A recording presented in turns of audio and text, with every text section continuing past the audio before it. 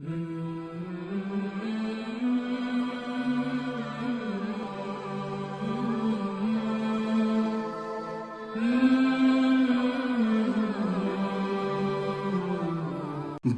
کے لغوی معنی دو چیزوں کے درمیان رکاوٹ کے ہیں، اور اس کا ایک معنی فاصلے کے ہیں۔ قرآن کریم میں یہ کلمہ 3 مرتبہ استعمال ہوا ہے۔ سورہ مومنون کی آیت نمبر 100، سورہ رحمان کی آیت نمبر 20 اور سورہ فرقان کی آیت نمبر 53 میں۔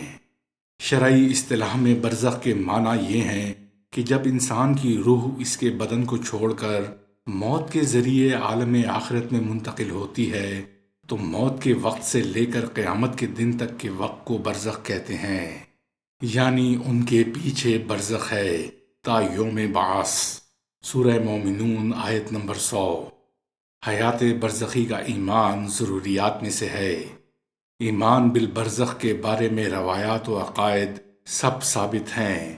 امام جعفر صادق علیہ السلام سے حدیث ہے، جو 3 چیزوں کا انکار کرے وہ ہمارا نہیں: معراج، قبر کا سوال اور شفاعت۔ اب سوال یہ پیدا ہوتا ہے کہ برزخ حیات سے ہی تعبیر ہے، یعنی قبر میں سوال کیا وہی برزخی زندگی ہے؟ تو اس کا جواب یہ ہے کہ آیا اس برزخ سے مراد مانع و حائل ہے کہ دنیا کی طرف رجوع ناممکن ہے، یا قیامت سے پہلے آخرت کی طرف مانع موجود ہے؟ بعض نے یہاں برزخ کے معنی رکاوٹ کے کیے ہیں، جیسے زمخشری، فخر رازی اور آلوسی نے کہا ہے برزخ رکاوٹ کو کہتے ہیں جو کہ دنیا اور قیامت کے درمیان موجود ہے، جبکہ دوسرا نظریہ یہ ہے کہ برزخ اس فاصلے کو کہتے ہیں جو موت اور قیامت کے درمیان ہے۔ یہی علامہ طباطبائی نے فرمایا ہے۔ وہ فرماتے ہیں یعنی برزخ عالم قبر ہے جو کہ عالم مثال ہے۔ تفسیر نمونہ میں بھی یہی فرمایا گیا ہے، اور لغوی معنی بھی۔ قرآن سے مختلف آیات جیسا کہ سورہ آل عمران کی آیت نمبر 169 میں ارشاد ہوتا ہے، وہ جو راہ خدا میں مارے گئے ہوں انہیں مردہ مت سمجھو، بلکہ وہ زندہ ہیں، اور خداوند کے ہاں سے انہیں رزق دیا جاتا ہے، اور وہ خوش ہیں خداوند کریم کے اس فضل و کرم سے جو خدا نے انہیں دے رکھا ہے۔ شہداء کی حیات برزخی میں فضیلت ان کو دیا جانے والا رزق اور خوشی ہے، ورنہ اصل حیات برزخی تو غیر شہداء کو بھی حاصل ہے۔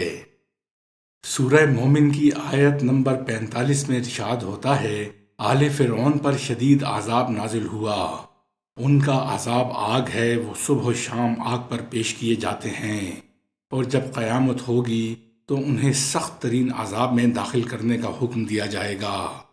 اس آیت میں برزخ کے عذاب کا آل فرعون پر ذکر ہوا ہے جو کہ آگ کی صورت میں ہے، لیکن مراد وہی جہنم کی آگ ہے، چونکہ برزخ میں صرف انہیں اس آگ پر پیش کیا جائے گا، جبکہ قیامت کے دن آگ میں داخل کرنے کا حکم دیا جائے گا۔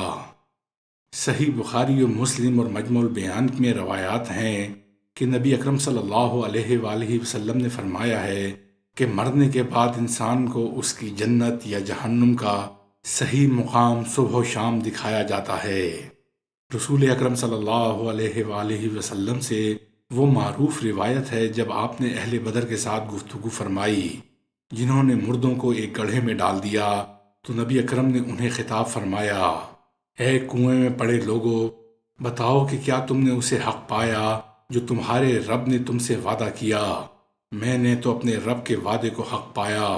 اصحاب نے سوال کیا کہ کیا یہ سن سکتے ہیں؟ آپ صلی اللہ علیہ وآلہ وسلم نے فرمایا، تم ان کی نسبت میری بات زیادہ نہیں سن سکتے، لیکن وہ جواب نہیں دیتے۔ امام جعفر صادق علیہ السلام سے حدیث ہے کہ خدا کی قسم میں تم پر نہیں ڈرتا مگر برزخ سے، یعنی قیامت میں تو ہماری شفاعت تمہارے شامل حال ہو جائے گی، لیکن برزخ میں تمہیں خود ہی سامنا کرنا ہے۔